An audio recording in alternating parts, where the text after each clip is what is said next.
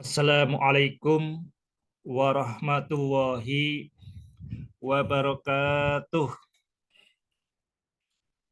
Bismillah, walhamdulillah, wassalatu wassalamu ala rasulillah wa ala alihi wa ashabihi wa mawalah. La haula wa la quwata illa billah. Amma ba'du. Sahabat titik ba dimanapun Anda berada, Alhamdulillah kita berjumpa lagi dalam kajian Al-Hikam sebagai pintu kulhu.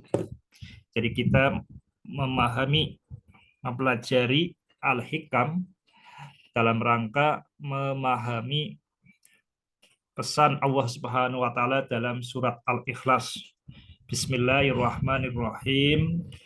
Qul huwallahu ahad, Allahus samad, lam yalid wa lam yulad wa lam yakul lahu kufuwan ahad. Kali ini pada episode yang ke-10 ini kita masih melanjutkan kalam yang ke-13 dari Ibnu Athaillah As-Sakandari, yaitu kaifa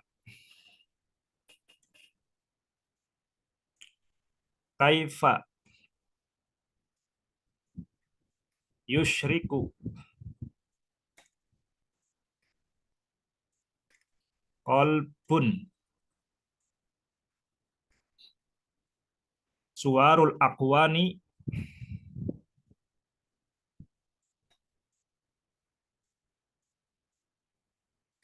muntabi'atun fi mir'atihi.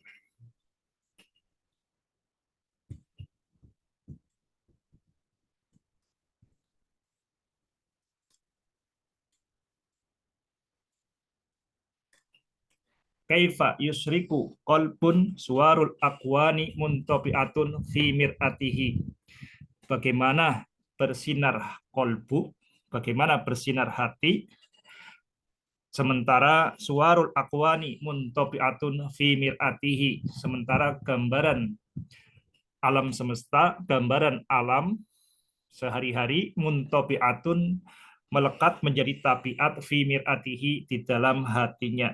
Kaifa yusriku qalbun suwarul aqwani muntabi'atun fi mir'atihi. Ini seperti yang kita bahas pada pertemuan kemarin. Ini adalah lanjutan dari kalam sebelumnya.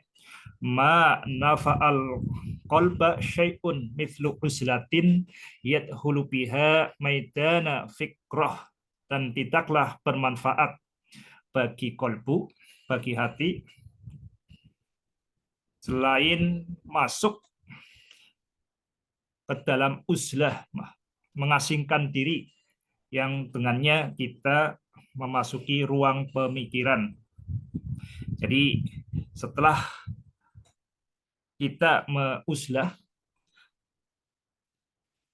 apakah kemudian dengan serta-merta kita itu masuk ke dalam medan berpikir yang sejernih-jernihnya? Nah, ini dijawab pada kalam yang kita bahas kali ini, yaitu kaifa yusriku qalbun. Tidak, ya, hati tidak akan bersinar, bersih, bercahaya apabila suwarul aqwani muntabi'atun fi mir'atihi, apabila gambaran peristiwa di pentas bumi ini, peristiwa di kolong langit, muntabi'atun fi mir'atihi, masih melekat pada cermin hatinya. Sahabat titik ba, dimanapun Anda berada, ini menarik penggunaan kata yusyriku. Penggunaan kata yusyriku kita cobakan kupas di sini. Kaifa yusyriku qalbun, bagaimana bersinar hati. Kata yusyriku yang asalnya dari asroko yusriku. Jadi ini wazannya af'ala yuf'ilu. Kalau bentuk mujarradnya, bentuk sulasi mujarrad, bentuk 3 huruf yang masih murni, itu adalah saroko yashruku, syarkon, bersinar. Ini menjadi af'ala yuf'ilu if'alan, asroqa yusriku isrokon, aslama yuslimu islaman. Jadi mirip seperti itu. Penggunaan kata syaroko ini, bersinar ini sangat dekat artinya itu dengan matahari. Makanya dalam bahasa Arab yang namanya timur itu adalah masyrik. Masyrik itu artinya tempat matahari syaroko, tempat matahari bersinar. Jadi matahari bersinar itu di timur. Kita lihat di sini.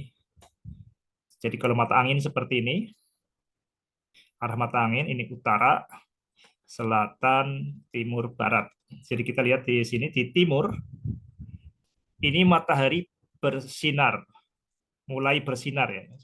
Matahari terus bersinar, di sini mulai bersinar, maka disebut sebagai masyrik, tempat bersinarnya matahari. Tempat matahari mulai bersinar. Jadi matahari muncul dalam kehidupan kita, ya, muncul karena sempat menghilang dari pandangan kita, muncul di masyrik. Timur disebut masyrik karena tempat terbit, ya Bim. Dan tempat terbenamnya disebut maghrib, barat. Jadi arah timur dan barat di bahasa Arab itu berkaitan dengan pergerakan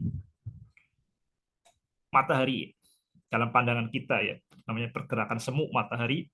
Jadi matahari muncul di barat, muncul di timur, yaitu muncul di tempat matahari mulai bersinar disebut masyrik, dan tenggelam itu di maghrib, tempat tenggelamnya matahari.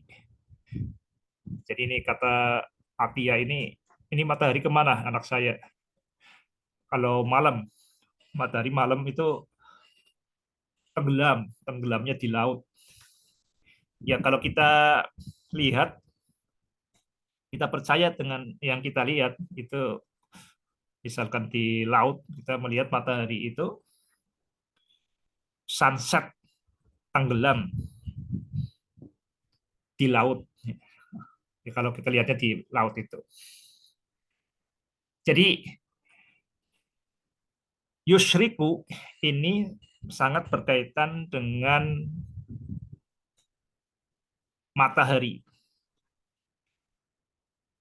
Karena itu timur disebut masyrik, dan kita orang-orang barat, ya, orang barat, orang Eropa itu menyebut bangsa Arab itu bangsa Syarkian, Saraken. Arab itu disebut orang barat itu sebagai bangsa Saraken. Jadi kalau kita lihat di peta, ini misalkan ini Arab, ini Arab, ini kan Eropa di sini. Ini Eropa, ini di sini ada Afrika, ini Arab. Arab mulai di Arab sini ya. Jadi bangsa Arab di sini. Nah, kalau kita lihat ini arahnya, berarti melihat Arab ini adalah bangsa yang di timur, Saracen, Saraken, Sarkian. Jadi bangsa yang terletak di timur, bangsa timur, timur tengah. Ya, timur tengah ada kaitannya dengan sudut pandang Eropa. Jadi orang Eropa menganggap Arab itu di timur. Ya, kalau timur jauh berarti di sini ya. Ini timur tengah. Ini ada India. Di sini berarti timur jauh. Ya kalau tidak salah ya, bisa cek di geografi. Jadi ini sudut pandang Eropa. Maka ketika kita mengatakan bangsa Arab sebagai timur tengah, kita menggunakan kacamata Eropa. Ya, tapi masalah bahasa kadang-kadang asal usulnya terlupakan. Tapi itu sebenarnya tanda kemenangan kebudayaan itu adalah berkaitan dengan kemenangan kosakata, kemenangan bahasa.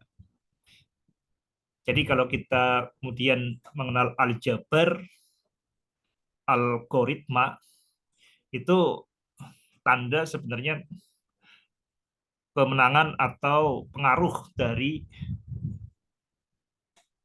peradaban Muslim, peradaban yang waktu itu berarti peradaban Arab, pada peradaban Islam. Jadi peradaban Islam itu ya peradaban yang kemenangan bahasa. Karena ketika umat Islam menyebar, itu bukan hanya menang secara geografi, tapi juga itu kemenangan bahasa. Jadi algoritma itu al-Khwarizmi, aljabar itu juga aljabar itu dari karya dari al-Khwarizmi, aljabru wal muqabalah. Jadi penggunaan kata aljabar, algoritma itu menunjukkan betapa kuat pengaruh tradisi Islam dalam matematika, dalam peradaban Eropa. Nah, di sini kata-kata Timur Tengah ini berarti penggunaan kata-kata Timur Tengah di dalam kosakata kita itu berarti kemenangan atau dominasi pola pikir Eropa. Ya, tidak masalah, tapi itu jadi catatan sejarah demikian. Sahabat Iqbal, dimanapun Anda berada, jadi kata-kata yusriku, bagaimana terbitnya mata, bagaimana bagaimana hati itu bersinar. Jadi mudah-mudahan kita langsung terasosiasi dengan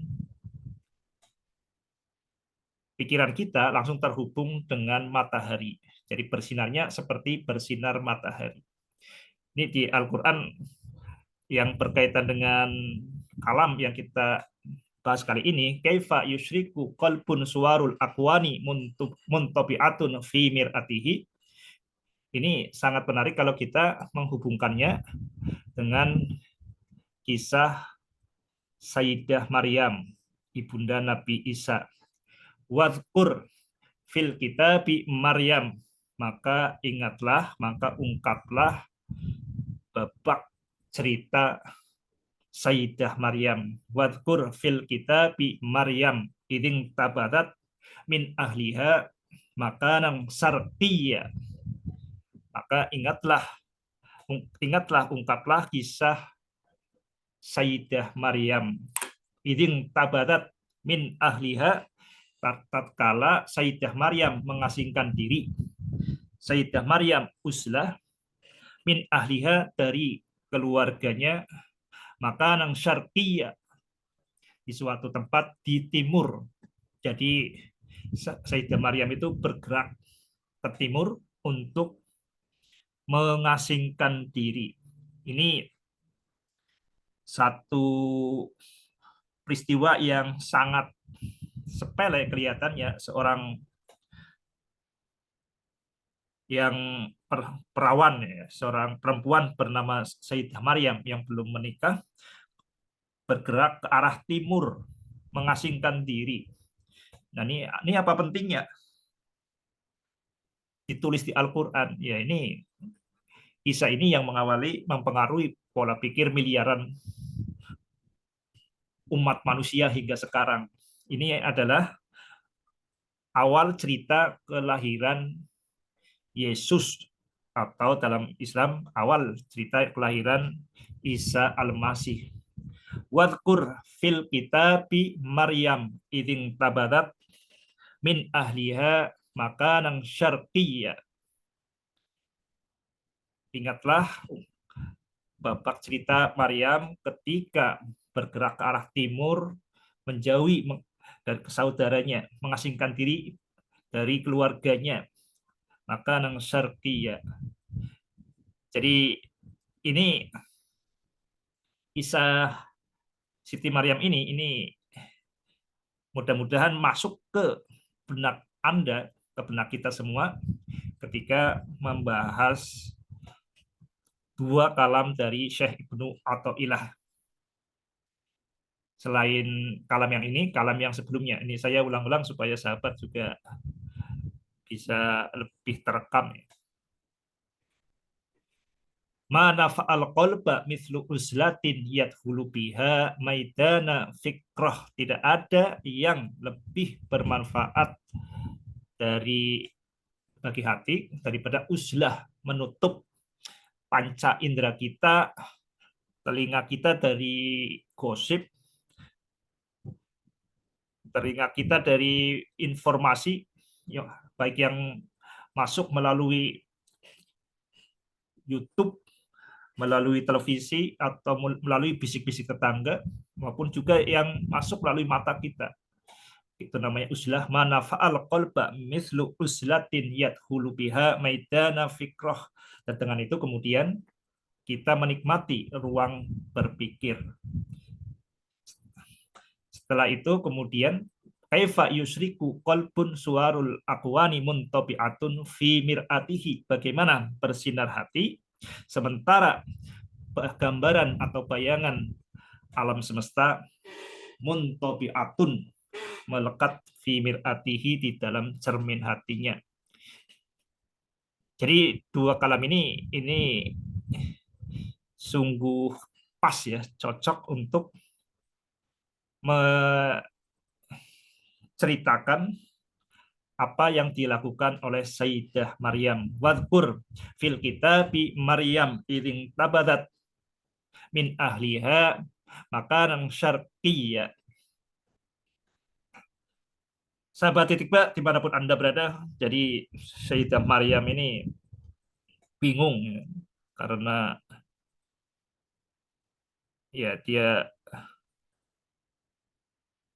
meninggalkan saudaranya dari hiruk pikuk tetangga yang nggak jelas, ya kemudian masuk ke uzlah untuk berzikir.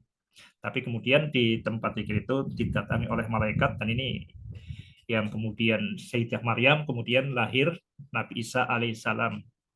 Ini bermula dari uzlah, atau di Al-Qur'annya dikatakan iding tabadat min ahliha. Sayyidah Maryam mengasingkan diri dari keluarganya. Jadi malah ini ya, bukan sekedar mengasingkan diri dari masyarakatnya, tapi mengasingkan diri dari keluarganya untuk uzlah. Dan dari buah uzlah itu, Sayyidah Maryam dikaruniai sosok Nabi, yaitu Isa, Isa alaihi salam. Ini satu kisah berkaitan dengan yusriku. Jadi kalau ini yusriku itu sekali lagi ini ada dua kata yang mudah-mudahan masuk ke benak kita. Pertama berkaitan dengan matahari dan timur ya. Jadi ini terutama kalau bersinarnya bersinar bukan seperti lilin ya, kayak atau seperti bohlam, tapi di sini bersinarnya adalah seperti matahari. Kaifa yusyriku qalbun suwarul aqwani muntabi'atun fi mir'atihi. Sahabat Itikba, dimanapun Anda berada, jadi berkaitan dengan kata-kata yusriku, ini mudah-mudahan juga ingatan kita masuk ke contoh yang lain. Setelah tadi Maryam, kita juga masuk ke kisah Nabi Dawud. Jadi Nabi Dawud dikatakan juga di Al-Quran di surat Sod. Kalau tadi kisah Maryam di surat Maryam, ini Nabi Dawud di surat Sod, surat ke-38. Dikatakan jadi oleh Allah Subhanahu wa taala, inna sakharnal jibala ma'ahu yusabbihna bil asyi wal isra. Inna sakharna. Jadi sungguh kami telah menaklukkan al-jibal, menaklukkan gunung. Inna sakharnal jibala ma'ahu yusabbihna bil asyi wal isra. Sungguhnya kami telah menaklukkan gunung dengannya siapa? Dengan Nabi Dawud. Yusabbihna bil asyi wal isyraq, yang kemudian bertasbih sore dan pagi. Ya, jadi ini bukan pagi dan sore, tapi sore dan pagi. Jadi zikirnya dari mulai malam sampai kemudian pagi. Jadi ini kebiasaan orang-orang yang terpilih itu adalah yusabbihna bil asyi wal isyraq. Yang menemani Nabi Dawud itu siapa? Yang menemani Nabi Dawud itu adalah gunung. Inna sahornal jibala ma'ahu yusabbihna bil ma'ahu yusabbihna bil asyi wal isyraq. Sungguh telah kami sahoro, ya, jadi telah kami taklukkan gunung ma'ahu bersama Nabi Dawud alaihissalam, yusabbihna bil asyi wal isyraq, dari barat ke timur. Jadi bukan dari timur ke barat. Kalau timur ke barat, jadi kalau kita lebih familiar dari timur ke barat ya, karena bayangan kita itu berarti matahari, pergerakan matahari dari timur ke barat. Nah, ketika matahari tenggelam, sudah gelap, nah ini sebenarnya sangat waktu yang kemudian kita manfaatkan untuk uzlah, untuk berzikir bil asyi wal isyraq, dari petang hingga pagi. Sahabat Titikba, dimanapun Anda berada, kenapa penting kita di sini menghubungkan dengan Sayyidah Maryam dengan Nabi Daud, ya, supaya kita memiliki role model atau teladan. Teladan ini akan lebih mudah terikat, muntobiatun, akan lebih melekat di miratihi, di dalam cermin hati kita itu, kalau berupa cerita. Jadi manusia terpengaruh manusia, seperti magnet terpengaruh magnet. Kambing ya ributnya dengan kambing. Jadi kita jarang ada orang dendam dengan kambing. Orang biasanya dendam, musuhan ya dengan orang. Ya. Jadi kita memiliki teladan bagaimana kita uzlah dan kemudian membersihkan hati kita dari debu-debu yang melekat pada cermin hati kita. Matahari. Jadi cahaya matahari itu kita akan bahas di sini. Jadi matahari ini, apa yang menarik dari matahari? Jadi matahari itu disebutkan di dalam Al-Qur'an, walladzi ja'ala syamsa biya awal qamara nurau wa qaddarahu manazila lita'lamu adadas sinina wal hisab. Ini di surat apa ini ya? Surat Al-An'am atau Yunus? Surat Yunus mungkin ya. Surat Yunus ayat awal-awal ini. Walladzi ja'ala syamsa ya awal qamara nurau wa qaddarahu manazila lita'lamu adadas sinina wal hisab. Di sini dikatakan matahari itu diaan, walladzi ja'ala syamsa diaan. Ini di sini disebutkan asyamsu, matahari itu sebagai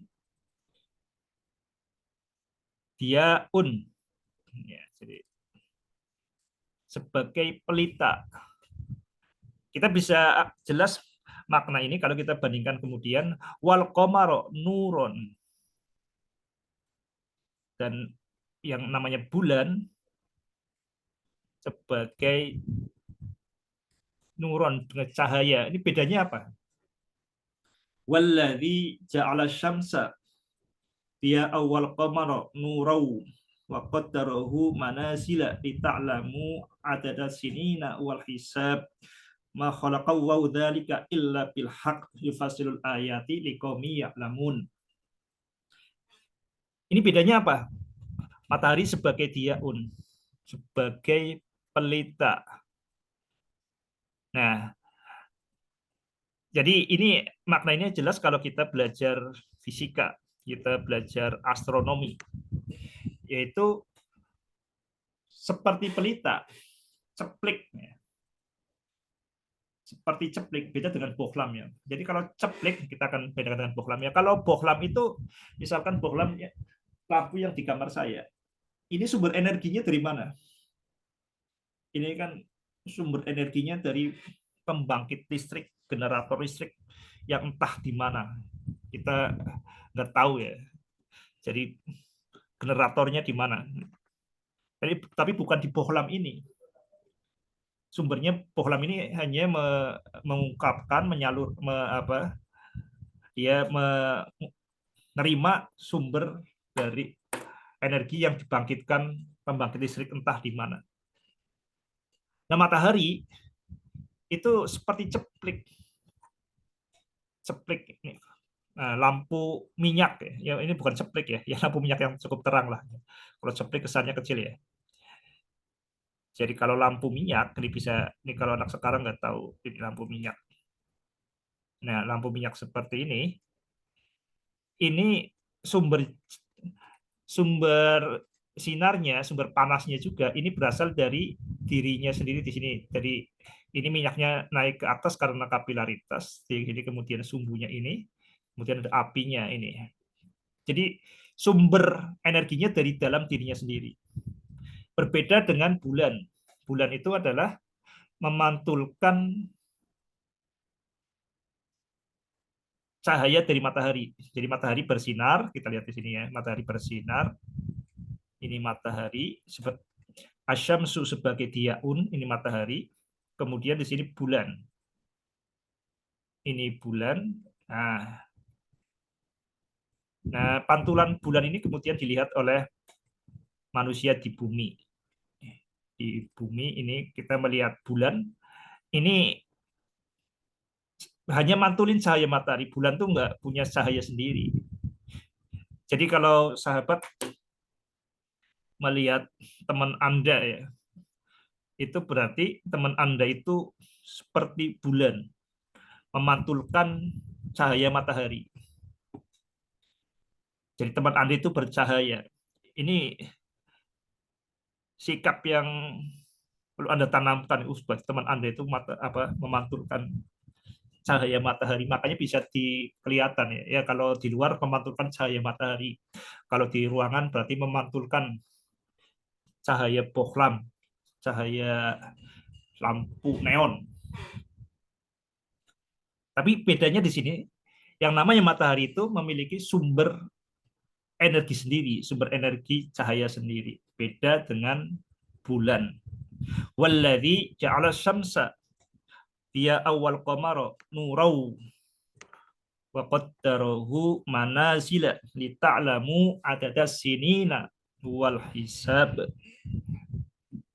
Jadi kalau hanya dikatakan matahari diaun, matahari sebagai pelita, ini kurang jelas. Ini semakin jelas ketika dibandingkan dengan wal qamara nuron. Sementara al qamar bulan itu hanya sebagai sebut di sini sebagai cahaya. Beda dengan matahari sebagai pelita. Nah, tepat seperti ini,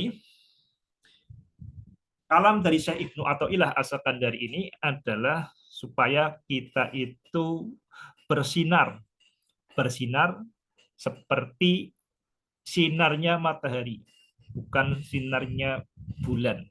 Kaifa yusriku qalbun.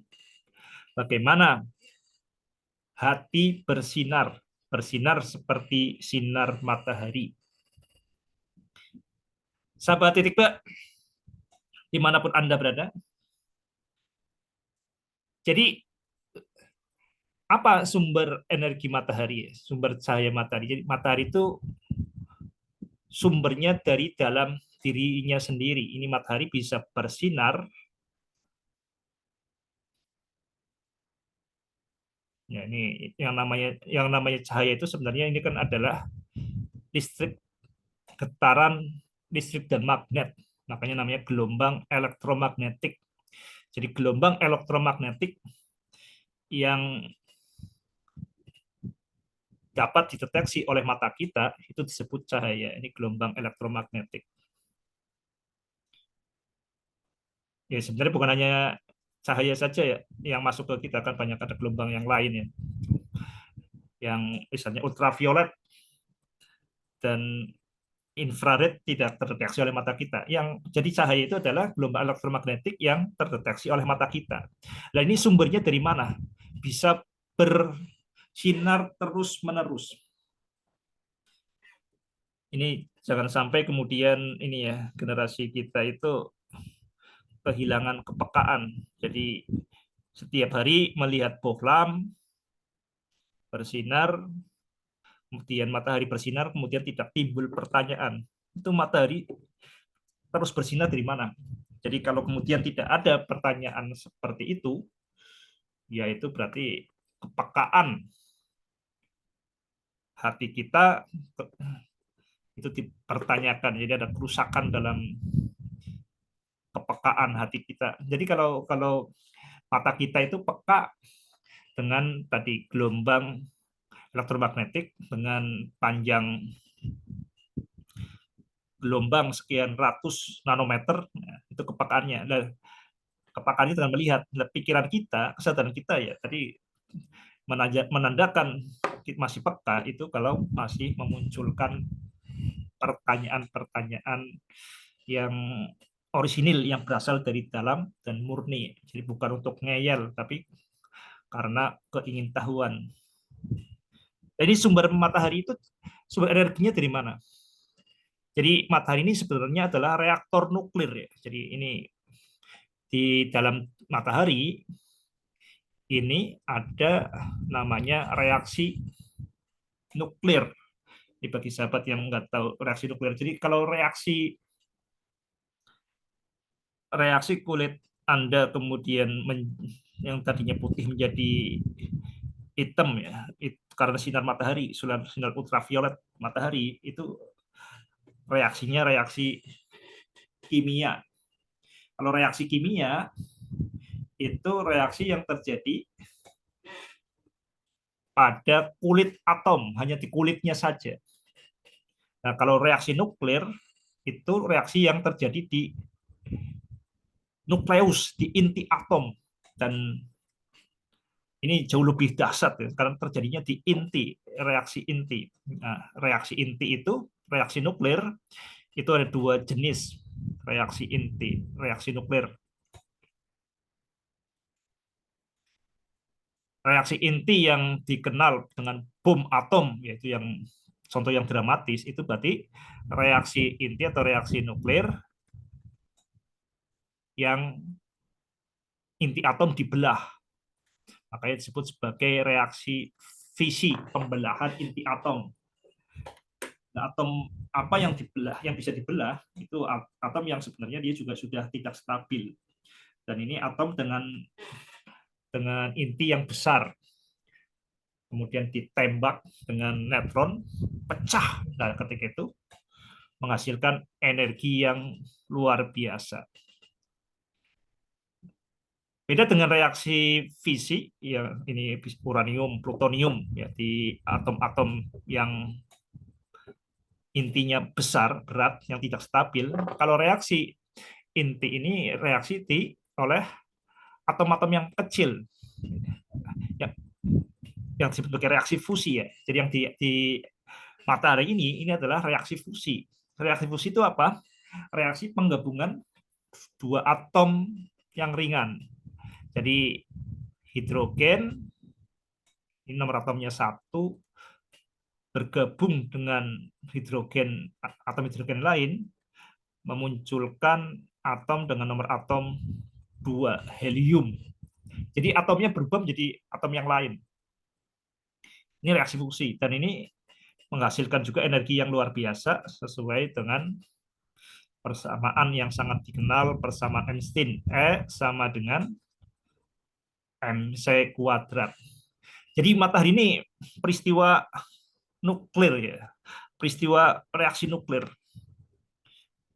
Ini bahan yang ada di dalam matahari ini direaksikan terus-menerus. Hidrogennya saling berbenturan, kemudian memunculkan helium, dan hasilnya adalah energi yang luar biasa yang kita nikmati setiap hari.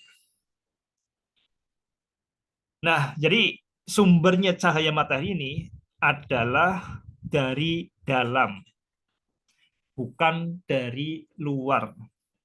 Kaifa yusriku kolbun, bagaimana hati dapat bersinar seperti matahari. Sementara suarul akwani muntabi'atun fi mir'atih. Sementara bayangan bumi, bayangan alam semesta, jadi pikiran, HP, cicilan, utang, kemudian omong tetangga, pujian di Facebook, perdebatan di Facebook, perdebatan dengan tetangga, itu masih mengotori jiwa. Jadi hal-hal yang seperti itu, suarul akwani, itu merusak reaksi yang reaksi nuklir yang harusnya ada di dalam hati kita. Jadi kalau kita lihat ini matahari itu bersinar ini seperti ini, nggak peduli dengan apa respon manusia di bumi. Jadi nggak penting apa yang terjadi di bumi, itu nggak penting. Yang penting adalah terus bersinar dengan menggunakan energi di dalam dirinya sendiri, terus dibakar. Sahabat Titik Pak, dimanapun Anda berada, ini hal yang sangat sangat penting ya, sangat sangat penting untuk menumbuhkan energi dari dalam diri sendiri. Jadi kita ketika sadar tentang dunia ini, kita belajar dengan matahari. Sudah ada energi untuk menyebarkan kebahagiaan. Sudah ada energi untuk berbuat kebaikan. Jadi jangan pernah berharap bisa berbahagia dengan orang lain kalau kemudian belum bisa berbahagia dengan diri sendiri. Jangan berharap bisa berbaik dengan orang lain kalau belum bisa berbaik pada diri sendiri. Dan lebih dalam lagi, jangan harap kemudian kita bisa berbahagia dengan orang lain kalau kita tidak berbahagia diri sendiri, dan itu hanya bisa dilakukan secara paripurna, secara sempurna kalau kita menyadari bahwa diri kita ini hanyalah wahana untuk mengungkapkan kasih sayang Allah. Jadi menyadari bahwa diri kita itu dicintai oleh Allah Subhanahu wa taala, itu adalah sumber energi yang luar biasa sehingga muncul energi dari dalam diri kita sendiri. Jadi pertemuan kita dengan orang lain adalah kesempatan untuk memancarkan kebaikan, untuk memancarkan kebahagiaan. Jadi kita bukan berharap pujian, kita bukan berharap apapun. Yang penting tugas kita adalah bersinar seperti matahari. Jadi pas sekali itu ya lagu ini kan. Kasih ibu kepada beta tak terhingga sepanjang masa, hanya memberi tak harap kembali, bagai sang surya menyinari dunia. Yaitu lagu itu pas banget dengan kalam dari Syekh Ibnu Athaillah As-Sakandari ini. Bagaimana kita bisa bersinar seperti matahari kalau kita masih berharap, masih kita memantulkan bayangan dari bumi ini merusak ya. Ini kalau kita kemudian memantulkan bayangan bumi ya, kita bukan matahari. Jadi contoh yang terbaik bagaimana menjadi matahari yaitu adalah menjadi seorang ibu yang kita bisa tadi diteladankan oleh Sayyidah Maryam. Wadhkur fil kitabi Maryam iding tabadat min ahliha makanan syarqiyya. Demikian yang dapat saya sampaikan pada kesempatan kali ini. Mudah-mudahan bermanfaat. Ya ayyuhalladzina amanu taqullaha wa qulu qawlan sadida yuslih lakum a'malakum wa yaghfir lakum dzunubakum wa may yuti'illaha wa rasulahu faqad faza fawzan 'azima. Wassalamualaikum warahmatullahi wabarakatuh.